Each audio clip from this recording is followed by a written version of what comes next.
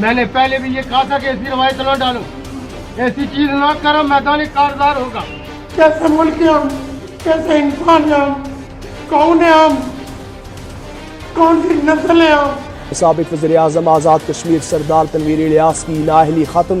سردار تنویر الیاس نے supreme court Azad Kashmir سے معافی مانگ لی۔ سردار تنویر الیاس کے خلاف توہین عدالت کی کارروائی ختم کر دی گئی۔